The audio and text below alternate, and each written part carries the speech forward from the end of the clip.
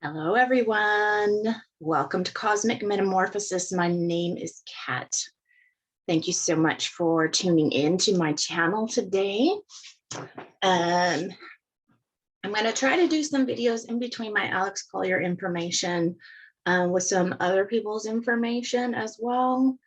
I hope all of you are doing well. Yeah, this week I'm going to be working a lot during the day, so pretty much my whole day is kind of shot. So I won't really have time to probably get Alex's June 10th information out. Today is June the 20th of 2022. I did do a little bit of shopping yesterday, though, when I had to go out of town to help at another store, but I found this really cool mug. Look at this. It says wander, wonder, and repeat.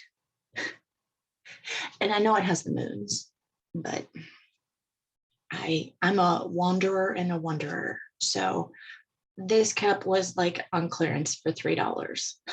I couldn't pass it up. I got a lot of good deals. I got a lot of like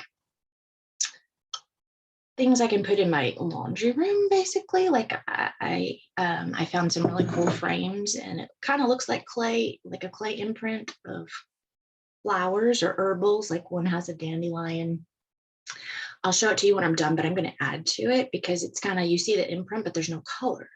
So I wanted to add color to it. But anyway, I ran across a video from George Kavassilas. I've talked to you guys, if you follow me, about his stuff. This is his book, Our Universal Journey.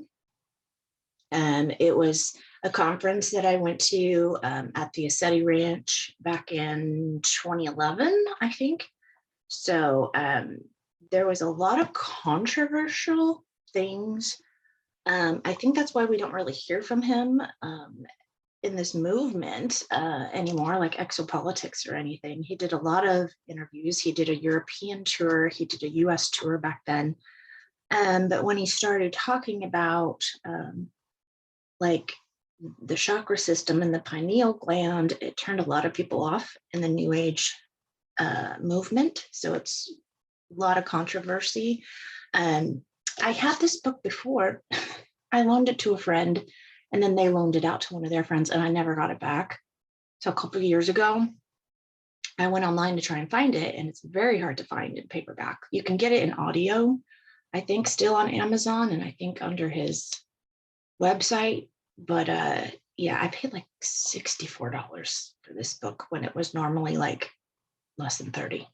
So, but it's a fabulous book. It's a great read, and it will challenge your belief systems. But I ran across one of his videos, and I want to share it with you guys today. And it talks about who are they? And he basically explains the voting system and how it's rigged. He talks about the banking system and the true elite families, the ones that are not in the public view. So I'm going to share this video with you today. Hope everybody's doing well. Okay. Let me increase. All right, so I'm sorry that the sound even on this video is kind of a little iffy. So hopefully this all comes through. On my end, I need to get a new microphone or something because I'm doing my audio through my computer and it seems to like cut out on certain things. So hopefully you guys can hear all this, but I'll put a link to this below as well. But let's take a listen. Uses concept of they. Who are they? And you'll hear that term being used quite often in this realm of people wanting to understand the greater knowledge and concepts of life. Who are they? What is they? And the answer to that is that when we refer to they, we're referring to quite a large complex, quite a large structure, which spans quite a few different dimensional levels, even, and levels within 2 dimensions. So if you want to look at the control structure on this planet, it basically goes like this. You have the the governmental structure, which is directly above the masses. And beyond that, you've got an enormous structure. I mean, presidents and politicians and all that, they really are at the very, very bottom of all of that. They're just puppets. That's all they are. No one actually votes anybody in. You know, I used to be a hardware engineer, and our computers were looking after the Electoral Commission a long, long time ago, back in the late 70s and early 80s in Australia. This, by the way, was filmed back in 2010, 2011 time, just to remind you. Like, so this was way beyond, this is everything we're going through right now. You know, and I was in there, and I understand that only a handful of people, 2, maybe 3 maximum, would get access to the programs in those computers. And it doesn't take much for code to be changed. So when you're voting for one party, after every 10 votes, you can knock one over to the other party, or every 8 votes.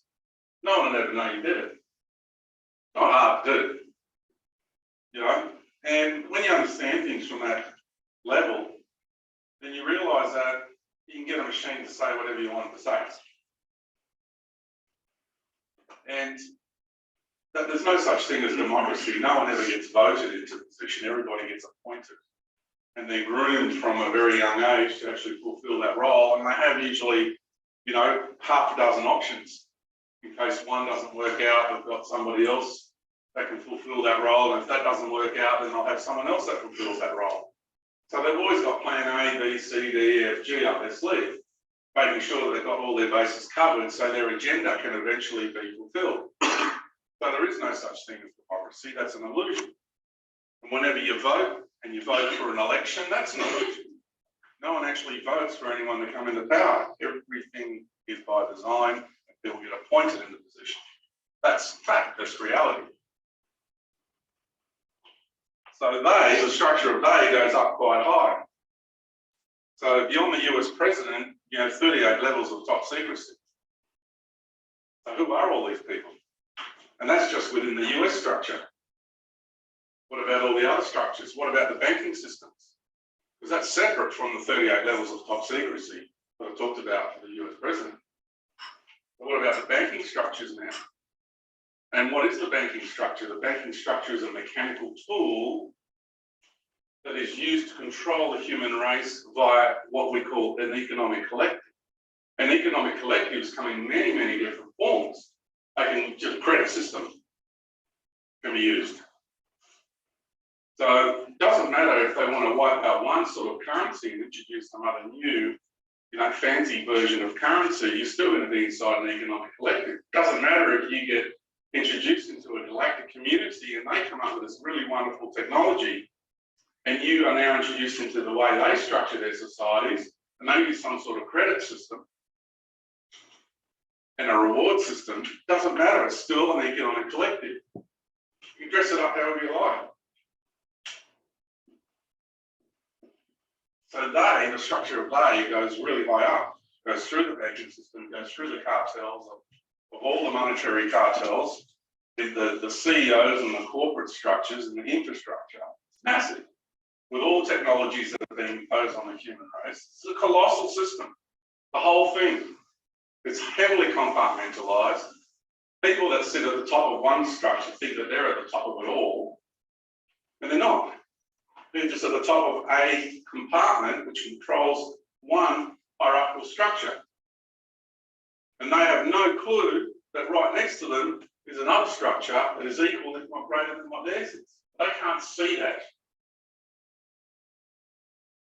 And then from there it goes into these really dark secret organisations. And I'm not talking about the Freemasons, because there is a high level of control in the Freemasons, but that's baby levels compared to the real dark ones. You see, even when you go through Bilderbergs and all that, all the names you hear in the public arena, they are the ones that they want you to know about. That's why the names are out. The lists of the people that are in those organisations and meetings are simply people who have big egos and are playing the role of the public facade. Some of them don't realise they're playing the role. Some of them do realise they're playing the role.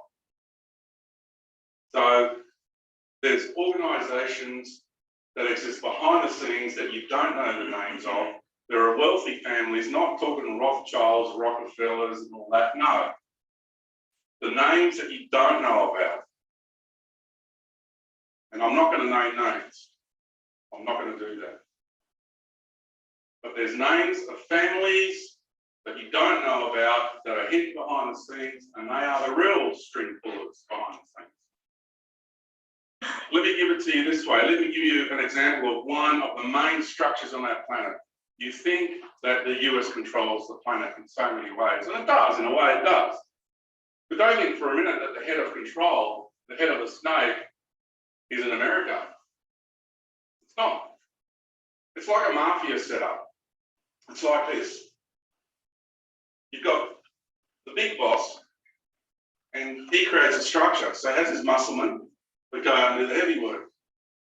Then he has like a group of interface people, be it to do with money laundering, be it to do with corporate consulting, be it to do with insurances, be it to do whatever structure that entity, that person requires, be it a person or an entity.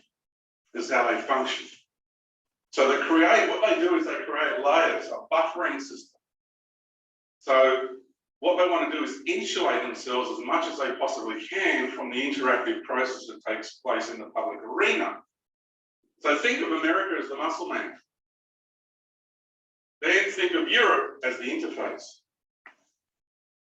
So a lot of people think head of operations is actually in Europe, and it's not. Head of operations is in Australia and New Zealand. That's where the real wealth and the real power structure emanates from on this planet. On an earthly level. You ever wondered about the Wizard of Oz? The Wizard of Oz. You ever wondered about that? Where does the wizard live? In Aussie. It's not a joke, I'm not making that up. It's not just a byplay on the word. I come from the land of Oz. The wizard lives in the land of Oz. You've got to know how to read the code. Pine Gap is the most powerful underground base on the planet. It makes Area 51 look like a little baby. Don't be fooled. You see, Australia is an island fortress. The power, look, what they've done to the Australian public is amazing. We have become really apathetic. It's apathy that rules Australia. Don't get me wrong, there's a level of Australians that, you know what amazes people when we have these disasters in Australia? This is what I admire about Australian people. When we have these disasters, everyone hooks in. You don't get the looting and you don't get that happening in Australia. Everybody hooks in. You know, when we saw that cyclone Katrina down there that happened down in New Orleans, the looting and the violence and people want to take advantage of people, that was really sad. That side of it was really sad. It was quite, it wasn't the majority, but it was sad. I felt sad in that moment. But you don't get that in Australia. You might get the odd one, but it's really, really, you just don't see any significant numbers of that. Most Australians are going to hook in, they'll stand shoulder to shoulder and they help each other out. So, but there's this level of apathy in Australia. She'll be right, mate. You know, let's just watch the footy, watch the cricket, drink our beer and don't worry about too much. And I'm sure you've got that in your cultures too. But the way they've insulated the masses from the controlling authorities in Australia is amazing. Let me give you an example. The area around Area 52, which is what we call Pine Gap, is so big, it's about twice the size of Texas. That's been sectioned off and no one's allowed to go inside. Do you get a feel for what I'm talking about now? It's enormous.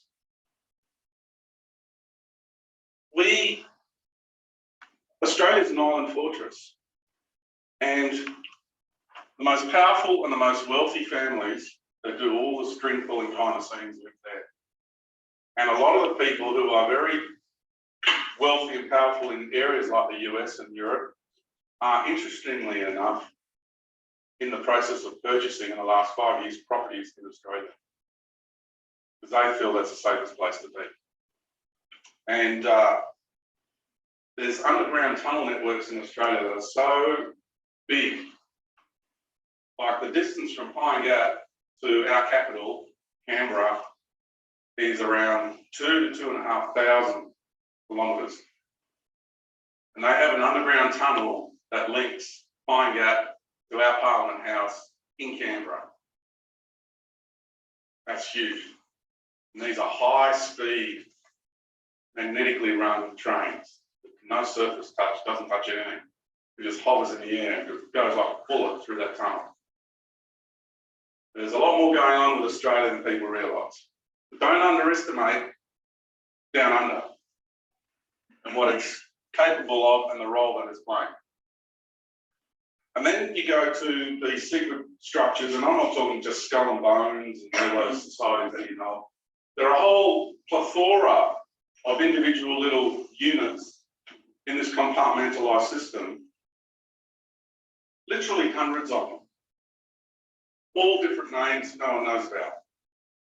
And then from there, that level is what starts to interface with an off-world hierarchy. That's the level that interfaces with an off-world cabal. That's where that begins. Because they do their secret little ceremonies. And during those ceremonies, they have these entities that come and pay them a visit.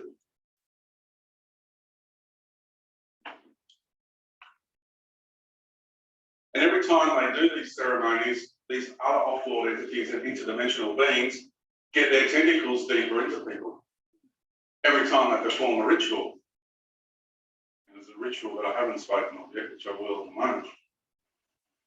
So each time you perform these rituals, you get these energies that get their tentacles deeper into you. That's why I'm not into rituals. And then from there, it goes, physically goes to the moon. And from the moon, it goes to Mars. This is one arm, one branch. And from the Mars, it goes to the Orion Nordics. And there's a few other little interfaces in between, but that's the main arm. And there's another, it's a more sophisticated version that goes to Saturn and then comes to the Earth. And the interesting thing about Saturn, which I'll talk about now,